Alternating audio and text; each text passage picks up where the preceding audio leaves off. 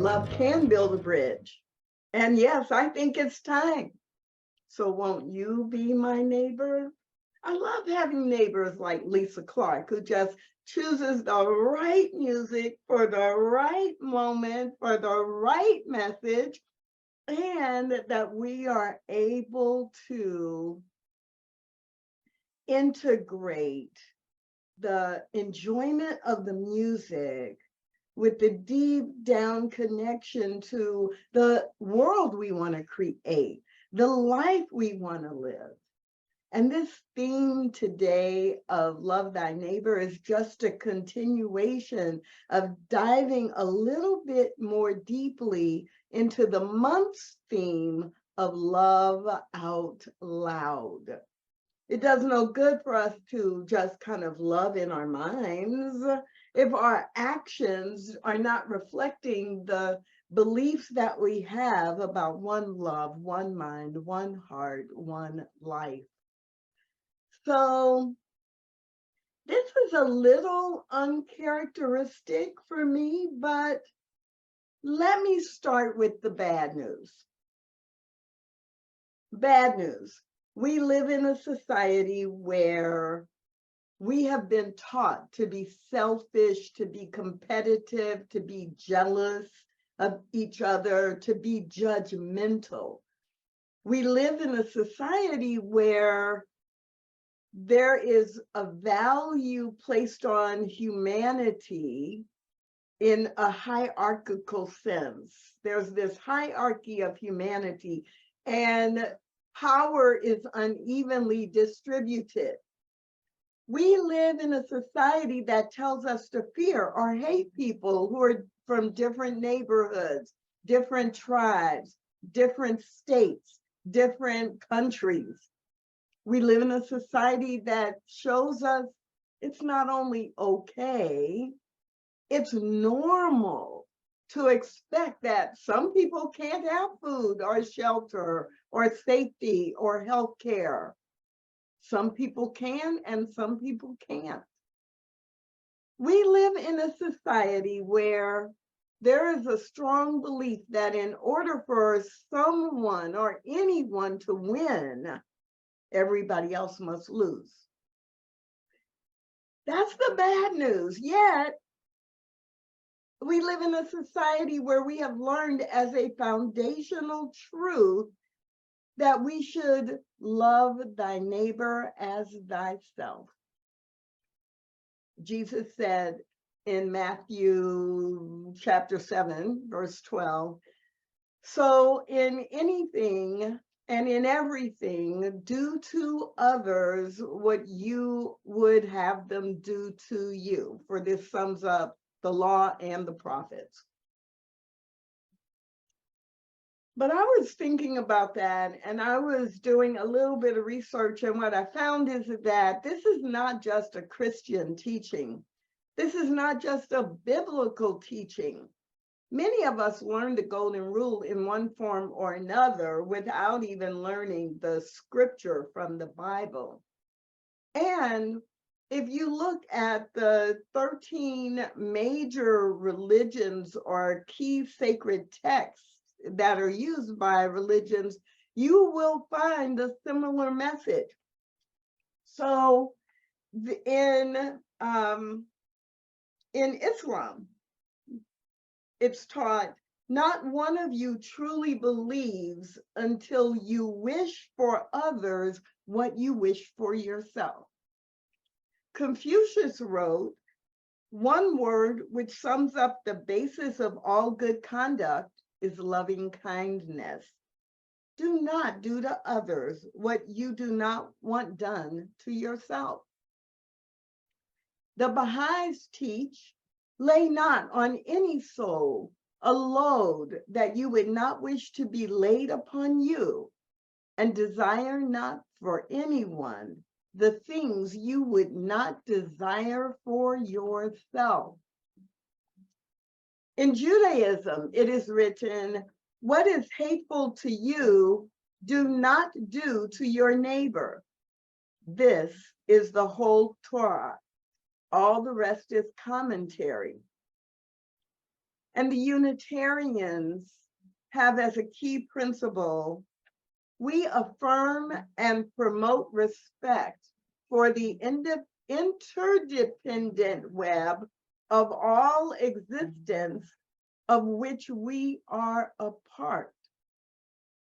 So this idea of love thy neighbor is foundational.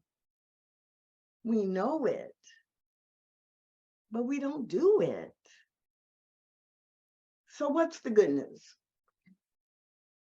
Because we know, and I presume because we believe in this foundational spiritual principle, the good news is that we can live differently. The good news is we can be in the world, but not of it. The good news is that we can choose to use our resources for good. We can participate in the system as change agents, not just as followers. The good news is we can follow the example set by Jesus, because if you think about it, Jesus was not a member of the ruling class. Jesus was not a member of the power structure. Yet by living guided by Christ's consciousness, he made an impact and he changed the people he interacted with, and he changed the world. So the questions that I'm asking myself, and I encourage you to ask yourself as well, what impact do I want to make with the people I come in contact with in the places where I go and live and teach and work? And the second question, what will my legacy be? What would it look like? What would it look like if each one of us made a commitment to love our neighbor, especially those neighbors who are different from us in some significant way? I mean, diversity is not new. There's nothing new about having diversity or different types of people. We could look at secular history, we could look at biblical history. There have always been people who are different from one another, carving out different types of lives or lifestyles on the planet. You could look at the 12 tribes of Israel, even though they all came from one paternal source. As they moved into Egypt, they claimed different lands and different customs and created different histories. In Jesus's time, the Roman Empire was in power in the context of the stories we read. And so whether that was Herod, who was the ruler when Jesus was born, or whether you follow the pathway and look at how Pontius Pilate was leading as the governor who ordered the death of Jesus, the Roman Empire was in reaching out in many ways, in many places, and creating differences and distinctions, right? So you had the Jews and you had the Gentiles and you had the Samaritans and you had different groups. If you look at Greek society, you were either Greek or you were a barbarian. There's always been diversity in our own history in the United States, right? You can look at, well, there was a period, you're either capitalist or communist. And that's a challenge. And we can look at all the ways that Pavlovitz referred to in our human distinctions. And are we judging people because of race or gender or sexual orientation or disability or the language spoken or their national origin? What other examples come to mind for you that you've seen or experienced in your life or in your lifetime where humanity has defined power, value, or respect based on some binary or some hierarchy. Now, I know that sounds like it's more of the bad news, but the good news is that because we know diversity is not new, and we know diversity is not bad, we are the ones who get to recognize and model that diversity is as normal as breathing. And Howard Thurman reminds us how important it is to be clear about who our neighbor is. He wrote, "For decades, we have studied the various peoples of the world, and those who live as our neighbors, as objects of missionary endeavor and enterprise, without being at all willing to treat them either as brothers or as human beings." And he goes on to write, "Once you clearly define the word neighbor, it changes everything about how you engage with other people." So the good news is that we can choose to define neighbor more broadly. What if we thought literally of every person as our neighbor? I try to do that. I'm not always successful at it, but I have been building this mindset that every person is my neighbor. And in my book, Stained Glass Spirit, I wrote, diversity is not the problem. And some of you have heard me say this before in a variety of contexts. Diversity is not the problem. It's the stories we tell about diversity that are the problem.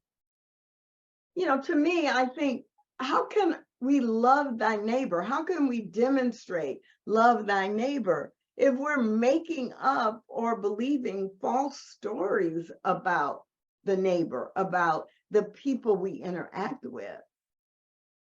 So in that same chapter in Stained Glass Spirit, there's a line where I wrote, "We are,"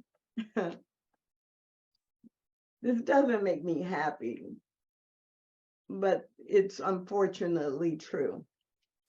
"We are our own worst enemies as a result of our stereotypes, judgments, and assumptions about people who are different from ourselves."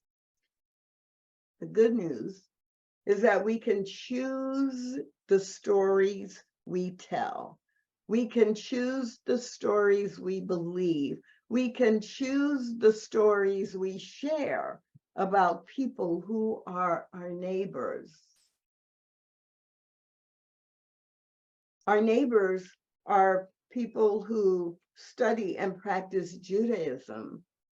And so isn't it lovely that Reverend Dr. Rainbow reminded us to say Shana Tova during this high holy season? Isn't it fabulous for us to stand up for the International Day of Peace on September 21st and to have conversations with people we come into contact with on the 21st about peace between people of different groups? Isn't it wonderful that September 15 began a month of Hispanic Heritage Month or Latino Heritage Month? And for the next 30 days, we could each focus on making sure that the positive stories of achievements and growth and contribution of our Latino, our Hispanic family members, brothers, sisters, cousins, right, that are neighbors, that the stories are told. So the good news is, as we practice and teach science of mind, the faith, the philosophy of science of mind, the way of life, as we practice and teach science of mind, we are practicing and teaching a way of living that is guided by a vision to contribute to making a world that works for everyone. So all of that is the good news. But I'm going to share with you the best news. We have the power to change. The best news is we have the power and the authority to be the change. B. Richards, the actress who, as an African-American actress, was denied roles that revealed all of her talent, but she had some powerful roles as a Black actress. And she said in an interview, if you go inside where all people are and where the essence of their being is, if you go inside, you're not going to find anything to hang your prejudices on. Don't you just love that? If we really go inside, if we don't ignore the package, but we see the package people come in, but we connect with their hearts and we believe in what is inside, then we're not going to be able to find anything to hang our prejudices on. Imagine what our world could be if we truly behaved in ways that demonstrated that we are an example of the basic principle, love thy neighbor. You don't need any permission from any elected official. You don't need new laws. You don't need new jobs or new friends. We already have the spiritual authority. We already have the spiritual responsibility to take action. It's not complicated, really, it's not. So one final and maybe most powerful reminder today that love thy neighbor is who we can choose to be comes from our own beloved Ernest Holmes.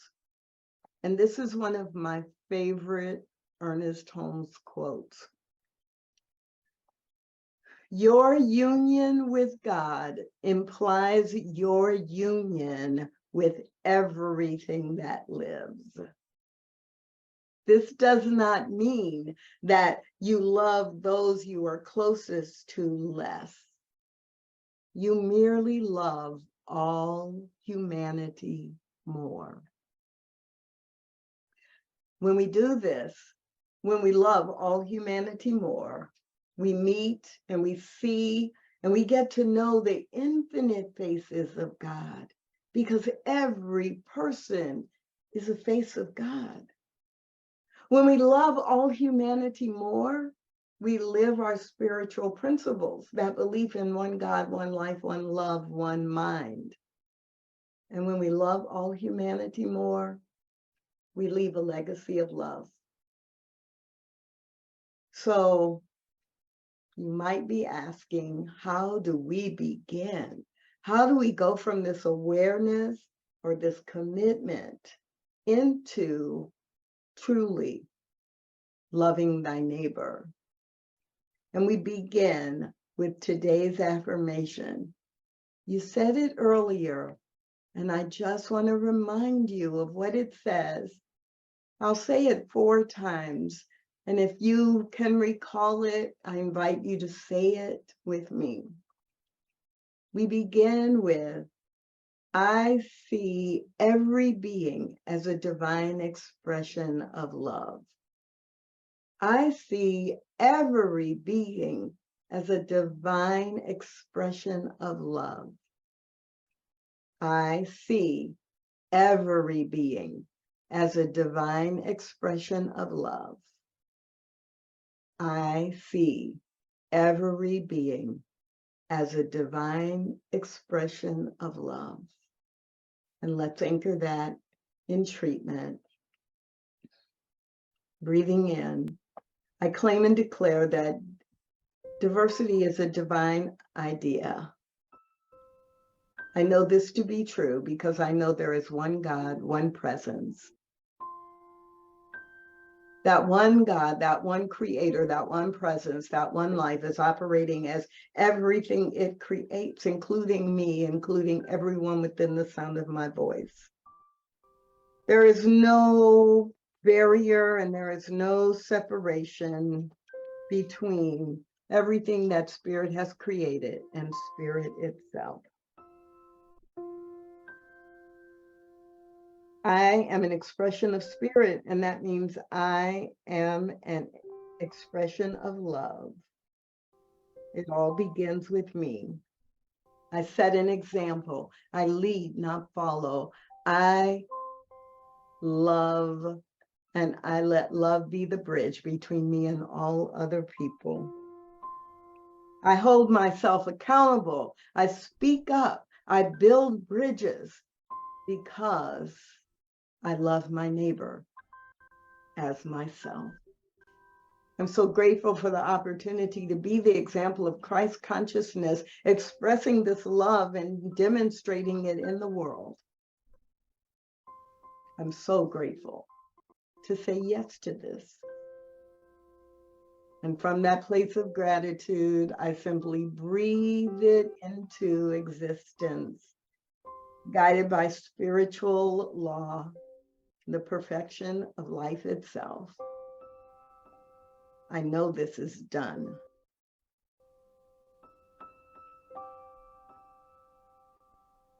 And I let it be.